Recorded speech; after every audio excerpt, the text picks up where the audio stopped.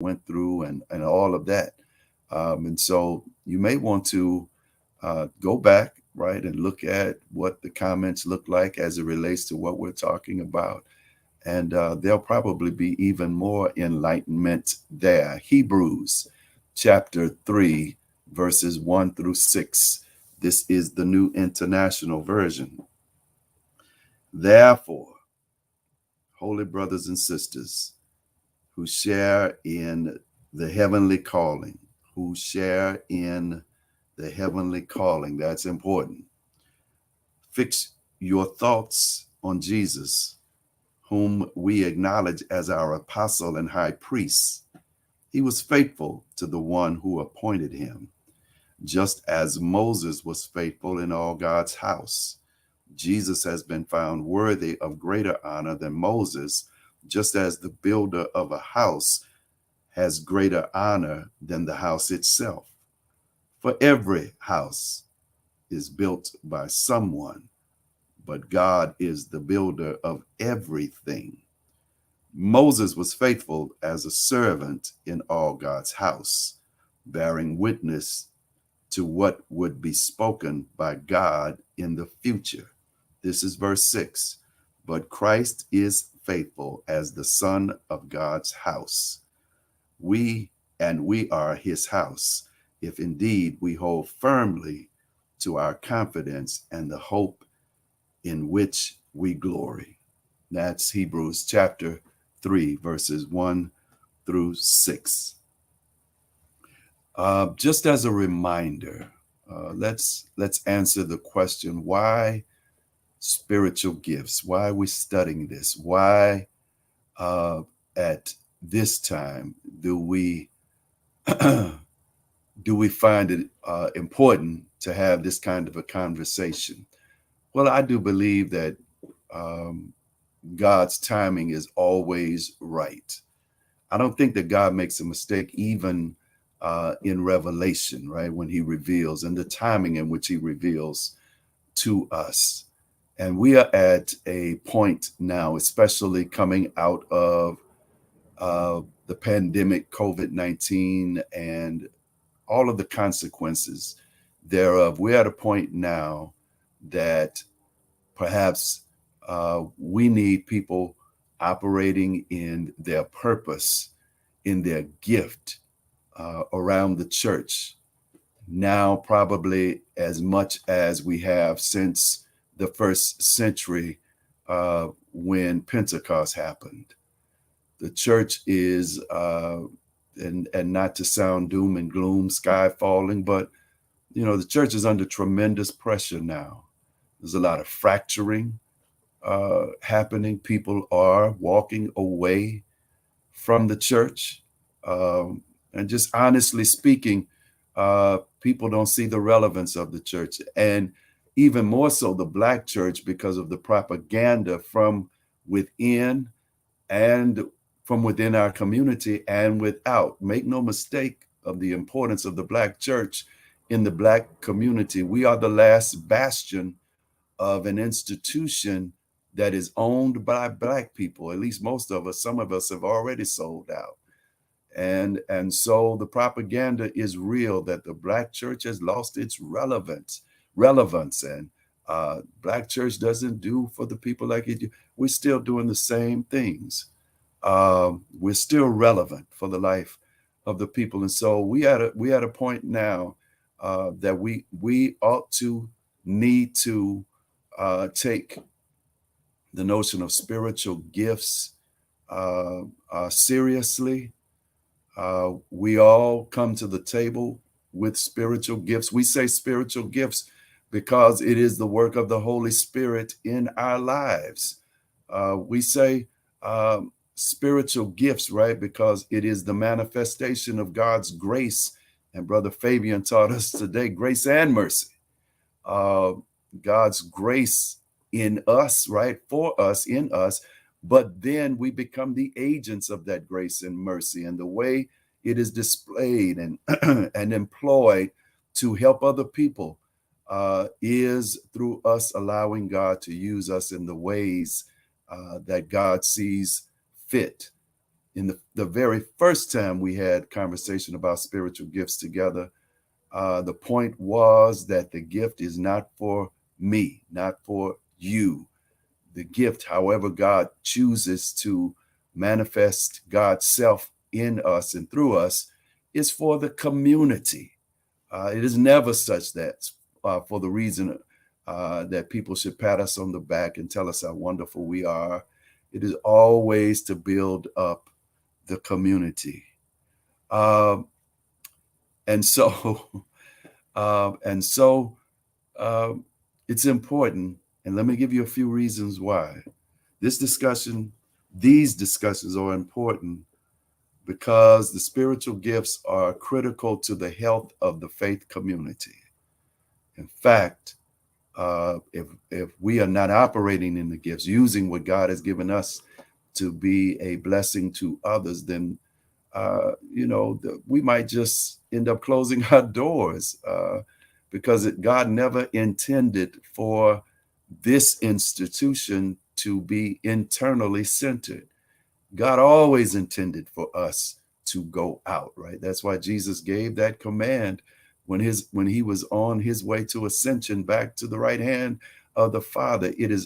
We were always meant to be a body that shared God with people who are outside of the knowledge of God. And the way we do that is through the spiritual gifts.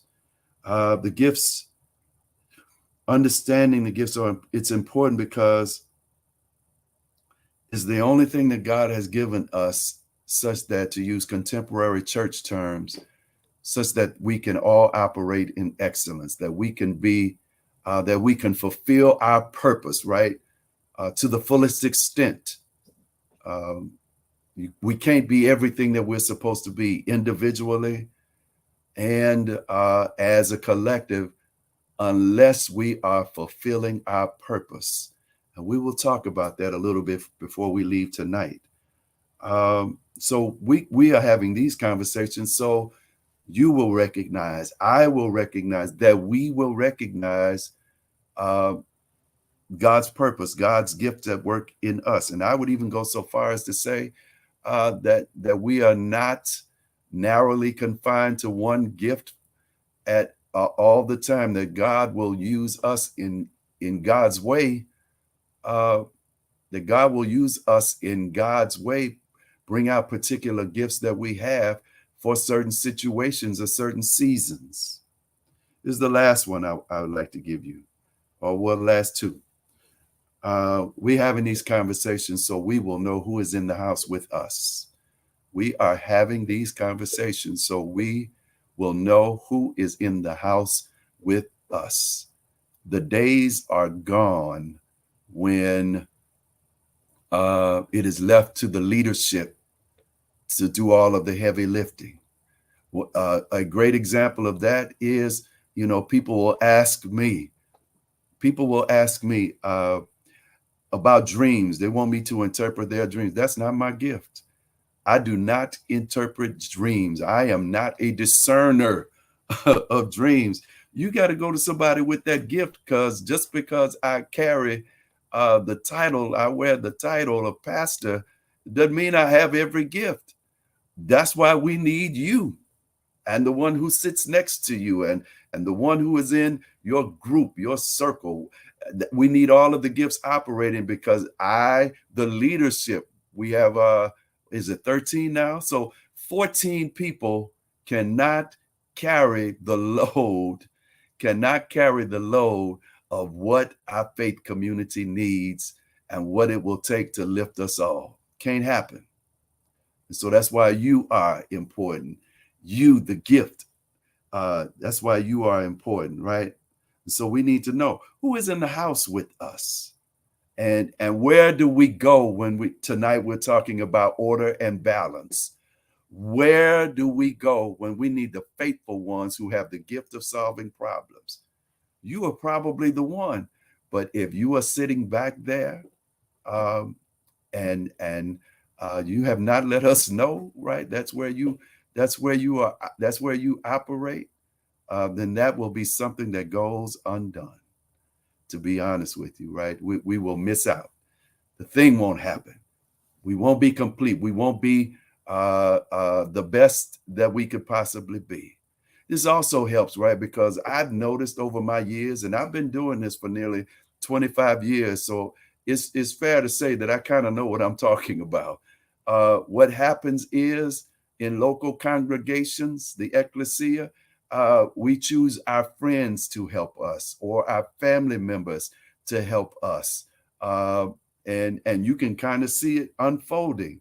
And what happens is while they may be able to give some assistance, and that's fine, but if we don't have the gifts that are necessary, if we don't have the faithful problem solvers uh, that are necessary, we don't have the gifts of helps with us and the gift of encouragement with us when it gets difficult and it looks like we're not going to make it, then we will fall short of the glory of God. So that's why we're having these conversations. I hope that I have explained our position here, and we are all in this together. Um, I'm kind of kind of embarrassed to say this, but I'm at that stage now where younger pastors come to me and we talk, and oh, we are good sometimes at being gracious and piling on the compliments. And what I say to them is what I always say to you. We are all on the same team. We are all on the same team. We're here to uplift one another, to encourage one another, to support one another. So here we go. Let's dive in, if you will. Our text comes from the book of Hebrews. And we have talked about before that Hebrews, we don't know who the author is. Lots of people believe that the author is the Apostle Paul. It sort of sounds like his language in certain places, but we can't be sure. What I do recognize, and I hope that you will see it, is that the book of Hebrews, just like I think the gospel according to John and the book of Isaiah, are very practical sounding books. Sure, there's a lot of metaphysical talk. Sure, there's a lot of talk about faith, but there is a lot of instruction about what to do. There's a lot of practical and concrete examples that can be looked to so that we can recognize how things ought to work, how we ought to conduct ourselves, and how we ought to interact with ourselves. Consider the passage that's in Hebrews chapter 10. Let us not forsake the assembling of ourselves together. And quite often that's used for the worship experience. You have to go to church. And I get it. And I can see where that explanation will match. But the text is really talking about going to the temple, because the temple was the place where the community gathered. And so these people who were sometimes in danger, let us not forsake the assembling of ourselves together, because you're not going to make it out there on your own. It's dangerous out there. Let us not forsake the assembling of ourselves together, because you're going to need some information concerning our community. And so, right, the information is at the community center. But for me, what it says is this is very practical advice. It's dangerous out there. You're going to need information. Of course, we come together to worship. All of that is happening at the temple, the community center. This is very practical advice. And if you flip over to Hebrews, Hebrews chapter 11. Now faith is the substance of things hoped for and the evidence of things not seen. Right? Very ethereal, right? Very theoretical, if you will. But then the writer is so concrete that he takes the Hebrews, the Israelites' history, and goes back and gives concrete examples about Noah and Abraham and Sarah and Moses. Right? These are people that perhaps the readers of this epistle have been reading about and taught about in all of their lives in Hebrew school. So when these concrete examples are given, it takes this theoretical thing and gives me a concrete example. Oh, if I look at the way that Abraham, the way I was taught that Abraham followed God, that gives me an example of faith. If I look at the way that Abraham lived his life looking for a city that was not made by hands, but made with God, that gives me a concrete example of how I'm supposed to conduct myself as if there is an eternity, and I don't want to spend eternity separated from God. My point, starting out, is that the book of Hebrews, like I believe the Gospel of John and the book of Isaiah, are pragmatic in nature. And we'll talk a little bit about pragmatism before we get to the end of our conversation tonight. Just checking the box to make sure I'm not missing anything, because I know it's going to pop off and it's going to be a blessing. So our text the writer speaks to a particular group of people, the partakers of the heavenly calling, partakers of the heavenly calling. And these are people we came up with a great, succinct definition today. The partakers of the heavenly calling are those people who have accepted the invitation to partner with God in God's activity. I'll say that for you again, because I kind of like that. The partakers of the heavenly calling are those people that have accepted the invitation of God to partner with God in God's activity. I dare say even in his creation. That is so powerful, because when you became serious about your relationship with God, beyond going through the rituals, but when we decided we're going to do this thing for real, then God extended the same invitation to you, to us. I want you to partner with me. Here's an invitation. I'm always active in my creation, especially in the lives of the highest of my creation and my most precious ones, the highest of God's creation, the people, right? And his most precious ones, the children and the vulnerable ones. Remember last week we talked about God of the oppressed, that God is on the side of those people who are forced to suffer and struggle through life. God says, I want you to join me, and I'm going to equip you and give you the tools so that you too can be active on my behalf. You can act as my agent. That's where the spiritual gifts come from. And it may not be the glamorous gifts that are listed in 1 Corinthians 12 and in Romans 12. May not be those gifts. It may be that it is your job to be the encourager to somebody that's thinking about ending it all, right? They're under the pressure of fatal thoughts of suicide.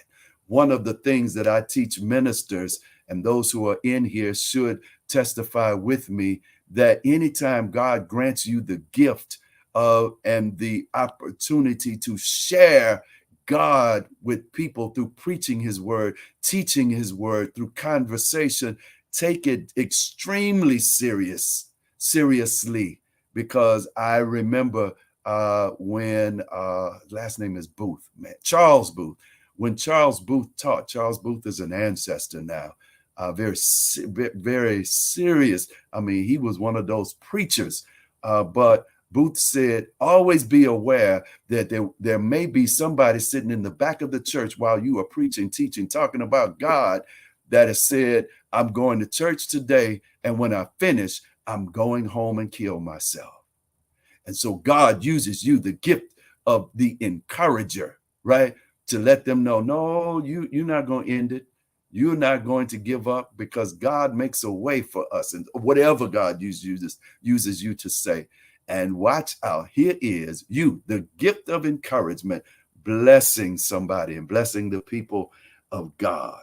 So these people, to whom this is addressed, the partakers, those who've accepted the invitation. If this was Sunday morning and we were in church, in worship service, I would say, let me see the hands of the people who have accepted the invitation to participate, to partner with God in God's activity. And hopefully the room would, the hands would fly up in the room, right? Partakers of the heavenly call. And we're given two examples in the text, two examples. Moses, who is sort of the precursor, Moses, the servant of the house, and then Jesus, who is the builder of the house. And as you heard me read, Jesus is giving more honor because he is the builder of the house. What's the house? It's us. It's the faith community. It's those who have been called out by God. Remember, Jesus is the one who said, upon this rock, I will build my church. And so it is Jesus, right, who is the builder of the house, and Moses, who is a servant in the house. And we are given both of those, both Jesus and Moses, as examples of what the gift of order and balance looks like. And we'll talk in a moment, but let me just slip this in so everybody can keep following us. The gift of order and balance is really the gift of faithfulness. We can give it that one word, faithfulness. These people who are operating in this gift believe that God is trustworthy. And because God is trustworthy, or you can insert faithful, because God is faithful to us, then people who are operating in this gift are faithful to God. See, what happens is when a person, when you are operating in this gift, it means you just do what needs to be done to bring about order, to bring about balance. You say what needs to be said so that whatever is wrong can be corrected without worrying about results or consequences. People who operate in this gift trust God to handle consequences and results. And so if you are able to, as in our vernacular, straighten out the problem, and in straightening out the problem, then someone else is upset or upset with you, then people who operate in this gift say, well, God, you have to handle that. I have done what you required of me, right? And however it falls out, well, that's just the way it's going to fall out. This is a supreme act of faith and faithfulness. God, I trust you so much in this situation. I'm going to do what I feel you are, what I know you are leading me to do. And whatever happens after that, well, God, you have to clean that up. You have to take care of that. You have to help them to get out of their little feelings. Sister Charlene Anthony hitting us again with just timely, right? Teamwork makes the dream work. We need to remember that. Thank you for being consistent and teaching us that, Sister Anthony. Teamwork makes the dream work. All gifts are to edify the community, the body, and one another, and most of all, to give God the glory. Faithful to God. That's it exactly. Thank you, sis. See how that works out? See how that works? I'm facilitating conversation, but the teaching is happening there. So look, I trust you so much that I'm going to be your agent in this situation and bring order and make this situation right. Say what needs to be said. Do what needs to be done. And the rest, you're going to have to set that in order, God. Like, who's that? Paul said that we think Paul said to Timothy, and the rest will I set in order. When I come, you're going to have to set the rest in order. I can't worry myself with who's not going to like me anymore. Who's going to stop inviting me to brunch? Who's going to be upset with me and try to smear my name and slander my character? I can't worry about that. I'll just do what God said to do and trust God to handle the rest, right? Jesus and Moses or uh, or our examples. Look at how many people Jesus used the gift of healing to make things right in people's lives. Look at how when the people were wrong in the wilderness, Moses had to speak up and correct, right? Admonish the people so that they can get themselves back on the right path. Look at when they came to the people came. I keep bringing this up. Numbers 13. The people came to the promise, stood at the promise, and all Moses could do was set it in order, put it. Send spies out. You come back, give us a report so we can make this thing happen. Set it in order, right? Joshua and Caleb followed up with encouraging the people. So, what we can safely conclude is that not only does God give us gifts so that we can, as Sister Charlene said, so that we can give God glory, and so that we can support one another, help one another.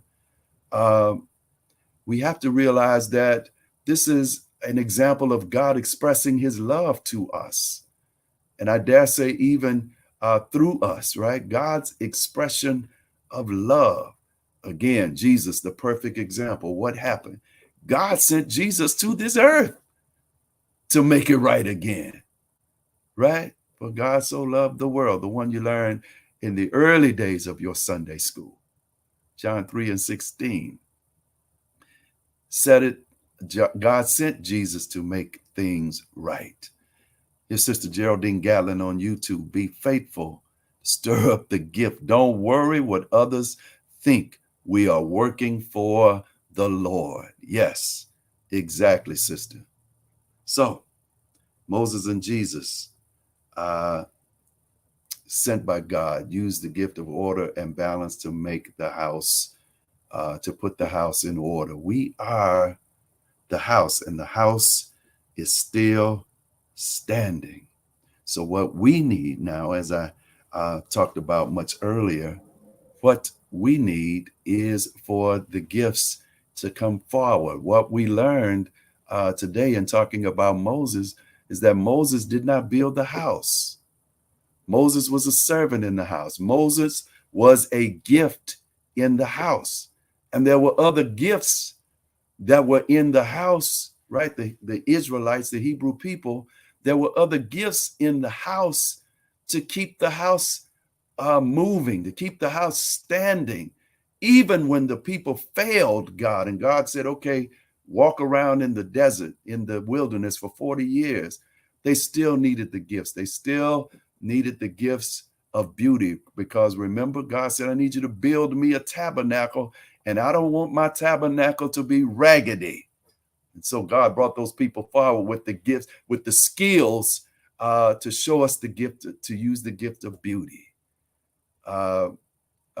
The gift of encouragement had to be operating. As many times as those people messed up, as many times as they had to make another lap in the wilderness and all of that stuff, Moses was not the only one. The gift of helps. Remember, I think it was Jethro who told Moses, you're going to wear yourself out trying to take care of the needs of all of these people. And then Jethro laid it out for Moses.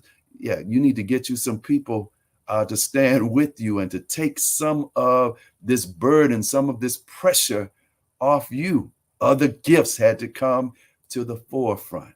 Moses was only the servant. Jesus is the one who built the house in the first place, and that's the reason that the house is still standing. Are we still together? Sister Lucille Bazille on YouTube says, one of our gifts is love one another as God loves us. How powerful is that? Yes. And isn't that what Jesus told us? Right? You have to be loyal to one another, love one another. Yeah, that's basic, right? If we could just get that right to start, I suppose we could build on that. If we could just be loyal to one another in the house, right? Where you paying the electricity bill, the energy bill, or the DIMCO bill, or whatever, wherever you living, because I realize we're on the World Wide Web, right? In the house where the people are eating the food that you buy, as expensive as it is. If we can just get loyalty to one another down, then we can build on that. Sister Charlene Anthony on YouTube, order is necessary to avoid confusion and conflicts. That's right. That's right. Here we go. So the gift of, let's talk it through. As we're talking through, definitely I want you to teach us, but I want you to also consider yourself and consider when you've seen this gift in operation around you. It might have been on your job, or could have been at the neighborhood association meeting, or at the gym, or just hanging out. Let's see where we recognize this gift of order and balance at work, right? As I explained today, I got a little ahead of myself. We can think of this gift as in terms of an algebraic problem. We know that as you're working through, the problem has to balance on both sides in order for the problem to be correct. So let's think of this on one side, the left side. There is, for lack of a better term, the issue, the conflict and the confusion that Sister Anthony talked about. That's the left side. The right side is the gift of order and balance. That's you. That's the one, the gift. And it is the gift that will bring about order on the left side, such that the right side and the left side are balanced. I hope that wasn't too cheesy and it makes sense. So the people who operate in this gift seek to bring, again, that the balance among the people, not just in our personal lives. You know how people tell us, you got to have balance, all work and no play, so forth. No, we're talking about order and balance among the people. So here they are. People who operate in this gift are really concerned, right, about fairness. And we can take that further, concerned about justice. You know that our definition for justice is simply make it right. They are really concerned with things being right as they ought to be. In fact, people who operate in this gift, right, are a stickler for the group, us, doing what we said we would do. If we say that we are going to meet on March 4th, that's this Saturday, on March 4th, and we're going to line up 37 chairs, and we're going to line those chairs up in rows of 12 with one extra, then this is the person that when they show up on March 4th, they are expecting us to meet on the 4th. They're expecting us to line up 37 chairs, to put them in rows of 12 with one left over. And if somebody comes in and says, well, no, let's just put it in rows of 10, they're going to have an issue, because that's not what we decided. And I'm not talking about just being hyper about it, but and wanting to argue, but in their mind, they're thinking, well, we said that we were coming together to use rows of 12. That's the way they are wired. That's the way that God has built them. Pastor Angela and I used to chuckle, laugh, not at, but just laugh at the situation, not at the person, because she pastored a little lady just as sweet as you could ever meet. Very nice lady. If you say we meeting at 6:37, she is there at 6:37. Right? If you say that we're coming together for Bible study, well, then we better have Bible study. If the congregation voted to do X, Y, and Z, then we better do X, Y, and Z. Don't do Y first and then Z and then X. It don't work like that for her.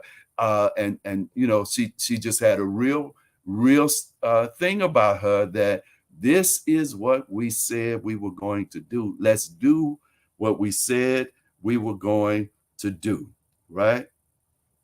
These are also people who don't want to spend a lot of time talking about the problem. People who are operating in this gift want to put the plan in place to fix the problem. Catch that. You know anybody like that? People who are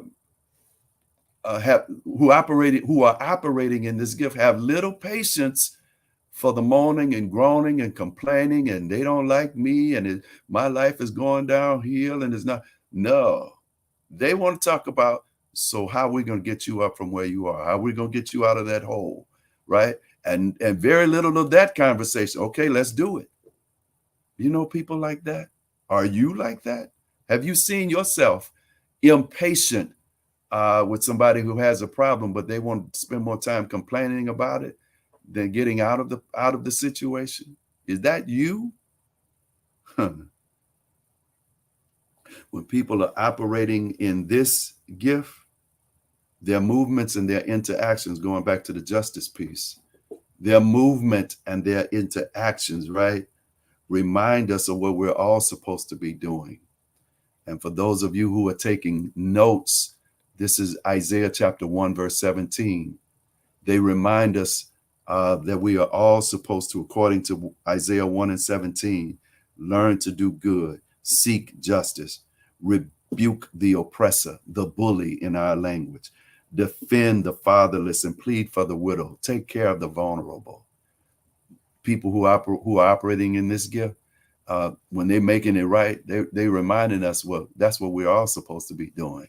Sister Yvonne Sutton on YouTube, through the Holy Spirit, God has given us the gifts of understanding and knowledge to help us to keep order and balance in our lives. Did you check that out? Let me say that again for you. She's on YouTube. Through the Holy Spirit, God has given us the gift of understanding and knowledge to help us keep order and balance in our lives.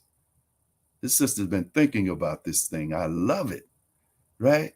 Because how are you going to bring about order and balance without knowledge and wisdom? Powerful. Brother Lewis, Donald Lewis on Facebook, stop meeting just to set a date. Stop meeting just to set a date for the next meeting.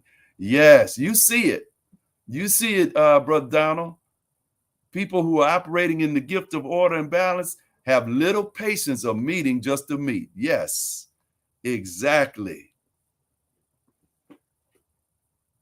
Sister Charlene Anthony, I see people are putting the notes in, the scripture and so forth. Thank you all for doing so. Sister Charlene Anthony on YouTube, just get the job done. Be doers of the word and not hearers only. Sound like we found that gift among us in this conversation tonight. Thank you so much, Sister Anthony. Yes. So they remind us when we see them interacting, when we see them making it right, causing justice to happen, making sure it is fair, whatever that means, then that's just a reminder to us. That's what we're all supposed to be doing, right? These are people, gift of order. And we're going to see if this is you or you know somebody like this. The gift of order and balance, these are people who leave us artifacts and reports because they're always documenting things in one way or another. They're always documenting stuff, even if they, scribble it on a piece of paper, taking notes in books. That's this crowd, right? These people are operating in this books, in this gift. You see them at meetings. They have their laptop out. They're always taking notes, or they have their notebook. Have I found you that yet? Is that you? Right? Because it's not just so that they can have some advantage over the other people in the circle. That's not what it's about. It's about making sure, right, that those who come behind or even those who are with them, that they know what has happened before them. They know the plan, right? They're always taking taking notes, leaving reports. And some, it may be just some scribble scrabble. It may be marking the number of times. All right. But these are people who are operating in the gift of order and balance. These are the people who make sure that the family recipe book, whether it's on the cards or in the book or whatever, these are the people that make sure we keep them, make sure they're safe. They don't let anything happen, and they're passing it down. Some of you have been in organizations where you were the historian of the group, right? It looks like, oh, this is just secular. No, this is a gift of the Spirit. You making sure that there is order and balance. These are the people who have, you all remember photo albums? Now everything is on the phone, right? We have all these pictures. I wonder how many pictures will a person take in their lifetime now that everybody's taking pictures everywhere. But these doers of the word, thank you. Did you all check that out on YouTube? Sister Charlene put the scripture there for us. Put it in your notes. James 1:22 and 25. James 1:22 through 25. Thank you. Yeah, Sister Howard, Tanita Howard saying, these are the people who keep the plan in motion. That's right. Thank you. Yeah, you see them. And can you see why these persons are so important among us? They're not necessarily cheerleaders. They, through their actions, through their demonstrations, are just showing us this is what we said we're going to do. Let's keep doing it. Thank you. Yes. So these are the people with the photo albums, so that you can go back and look at and see what great grandma looked like. And great grandma may have been in motion, it may be a portrait, but you can see how she dressed, right?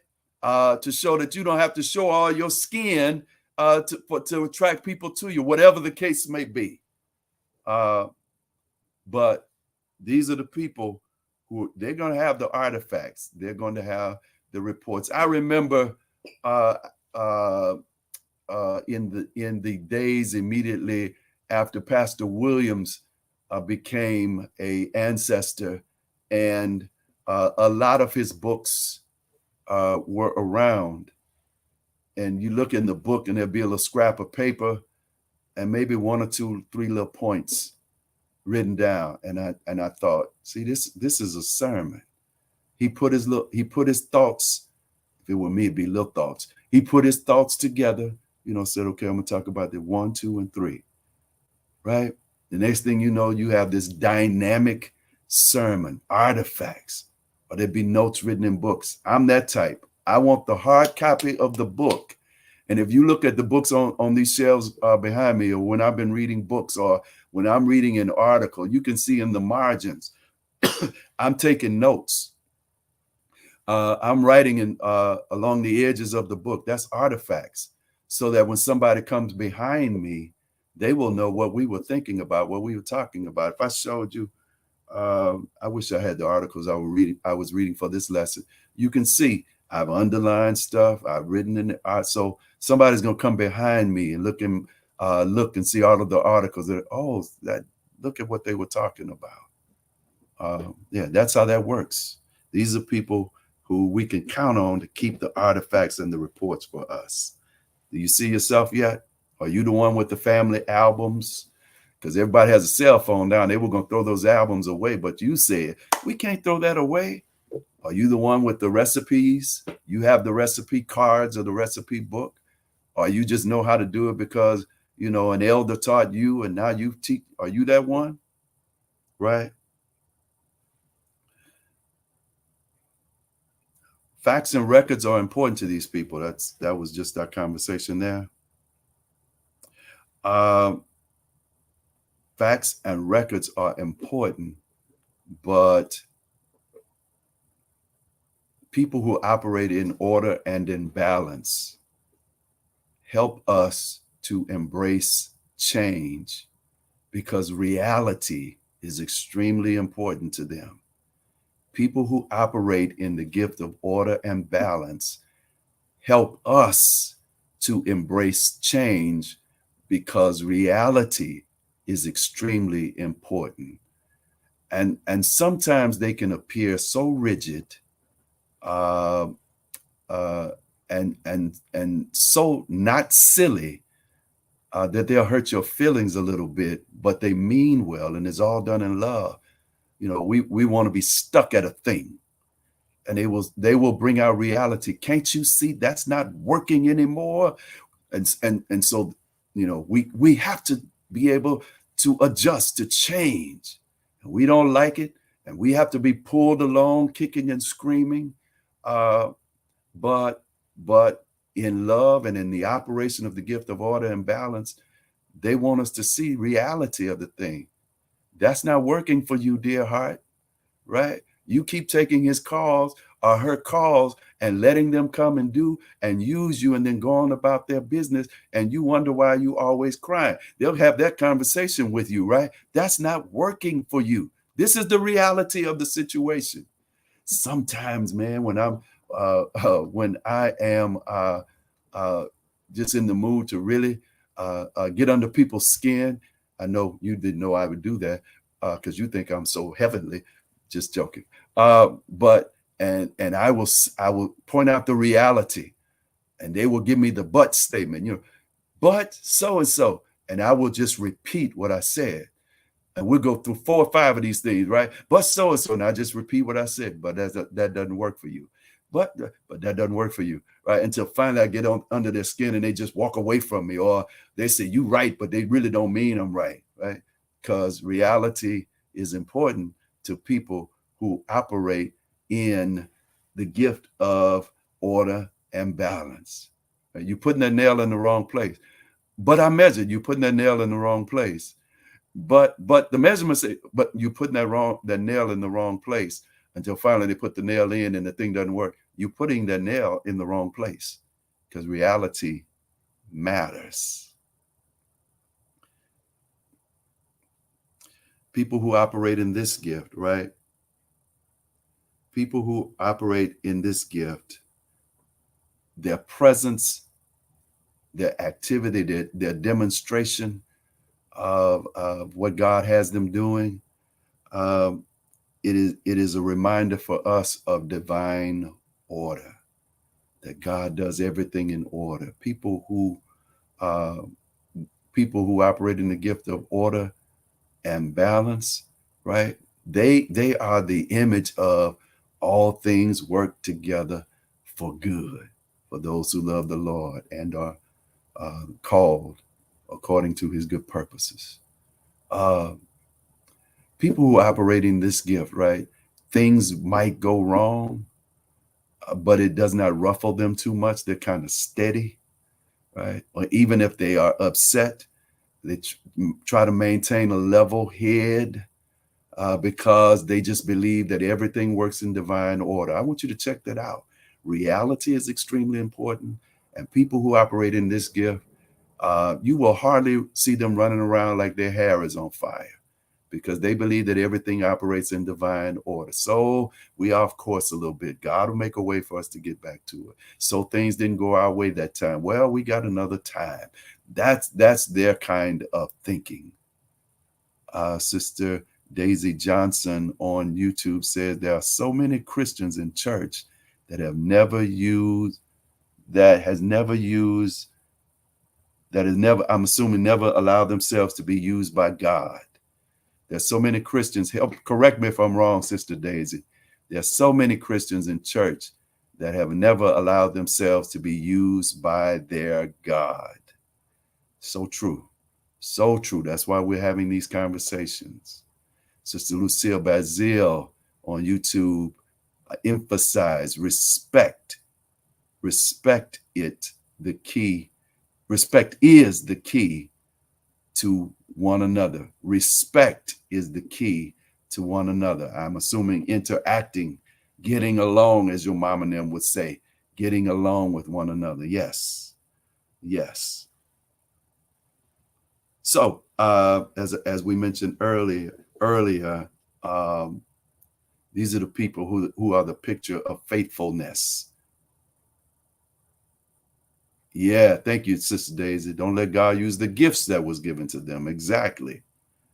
These are the picture people who are the picture of faithfulness, right? When you call, they're going to answer. Or if they can't answer, they're going to call you back. These are the people that they are where they're supposed to be, doing what they're supposed to be doing, right? They're extremely dependable.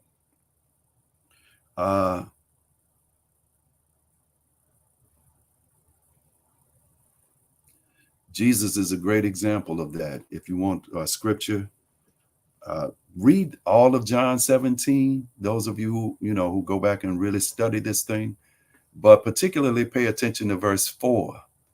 In John 17, that's Jesus's conversation with God, where he's saying, "I've done everything you told me to do. I was dependable. I was faithful to the assignment." And then Philippians takes it and says that he was obedient even unto death, right? Jesus is talking to God, said, "I've been faithful.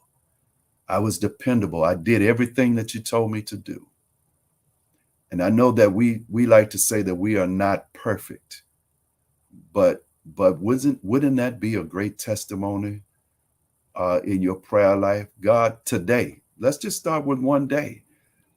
Let's check ourselves every night. One day, right?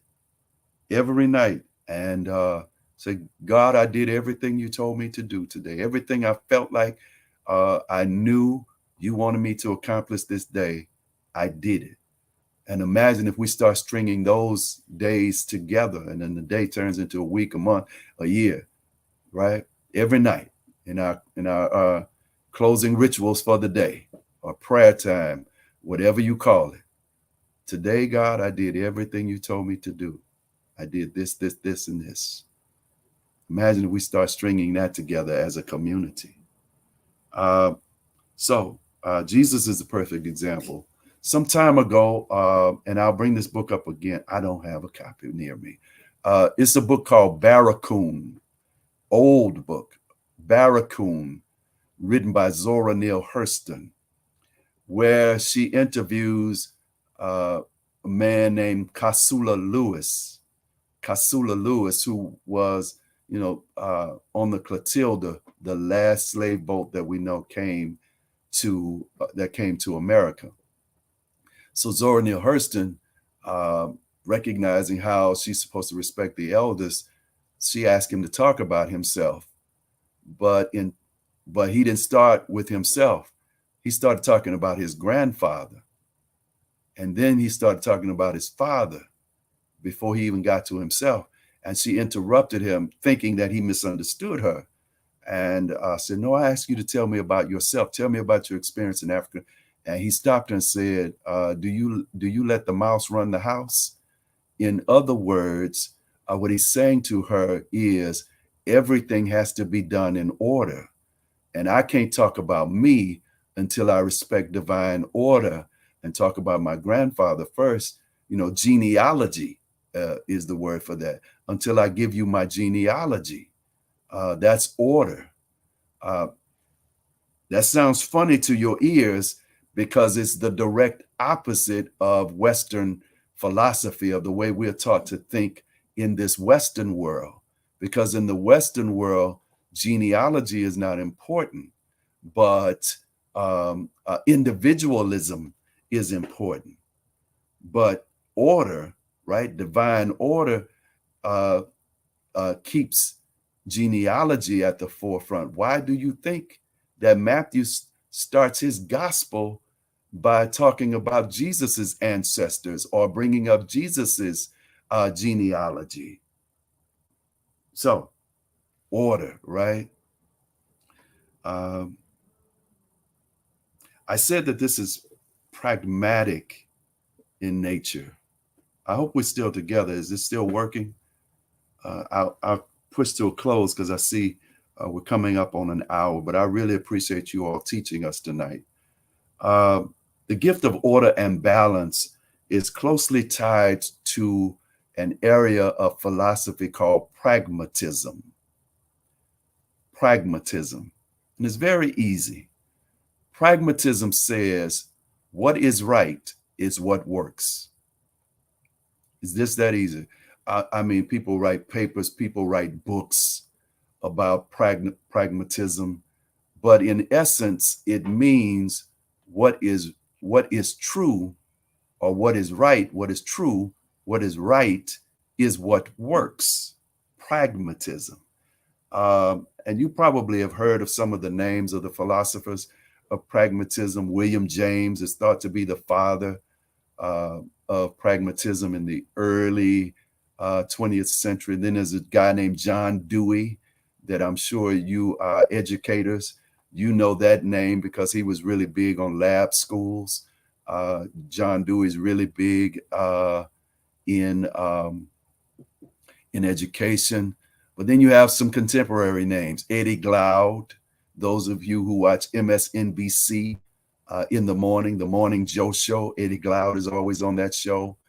And then, of course, Cornel West are philosophers who specialize in pragmatism, people who operate in the gift of order and balance, I would suggest, or operate parallel to this philosophy, this area of philosophy called pragmatism. Let me show you, give you my point. People who operate in order and balance, they might participate in the prayer. Okay, let's pray about it. Let's see what God's. That's important. They're going to participate in the prayer.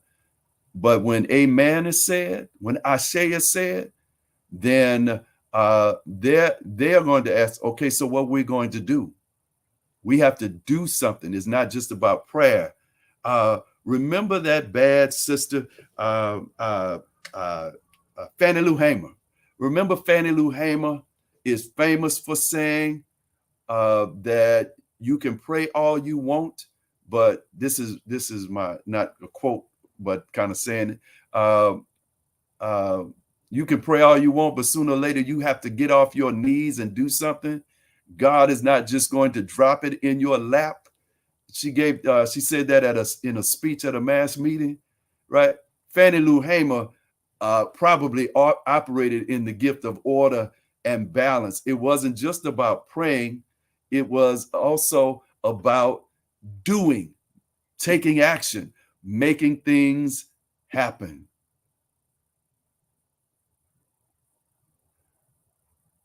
I'm sorry, I missed it. Pastor Bruce talked about, doing more than being a bump on the log, right?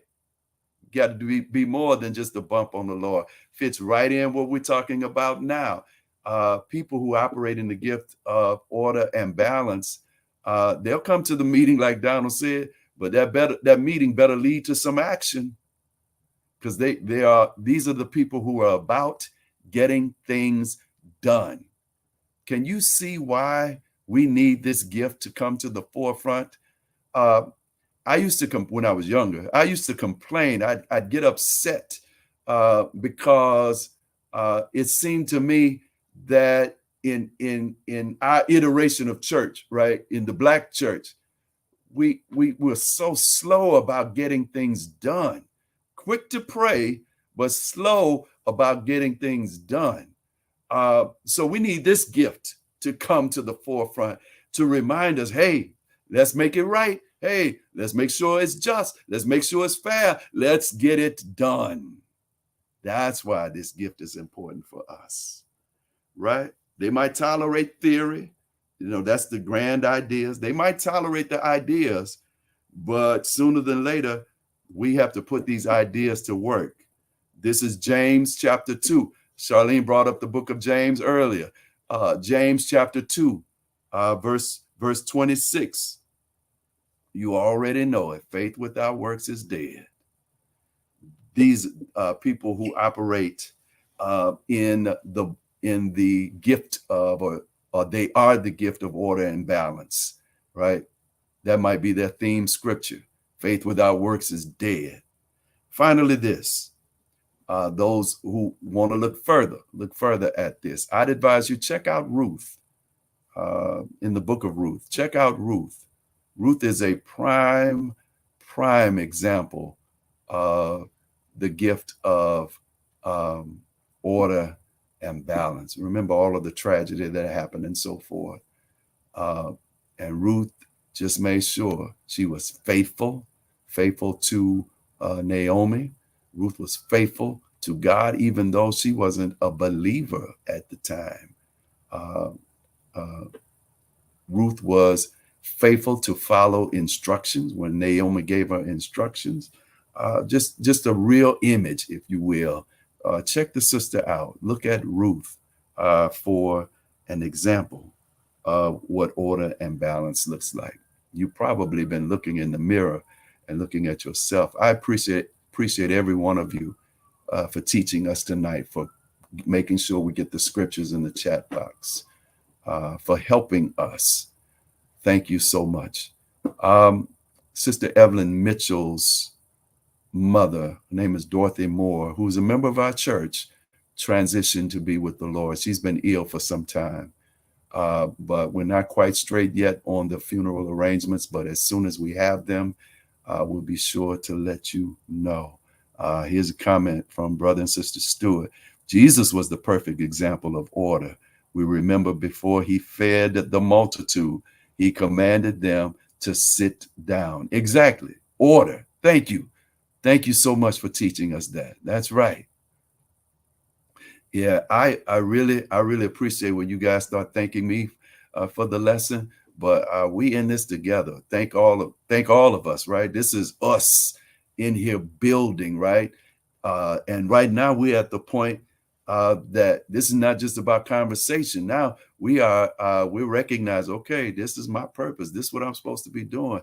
I'm bringing this thing to the forefront so we can go further together. Thank you all. Thank you all tonight. This is wonderful to me. I look forward to this conversation every week. Don't forget now, we're still in our special campaign for our finances, trying to strengthen our finances. So if you made a commitment, please remember to complete that commitment. If you have not, the key is always not how much the individual gives. The key is always that every one of us participates. So give as the Lord has blessed you, above your tithes and offerings. Give as the Lord has blessed you. That's what God looks at, and that's what God blesses. Again, thank you all. I love you. Dr. A always sends her love. Go through the rest of this week, right? In peace and love and in the strength of the Lord. Peace.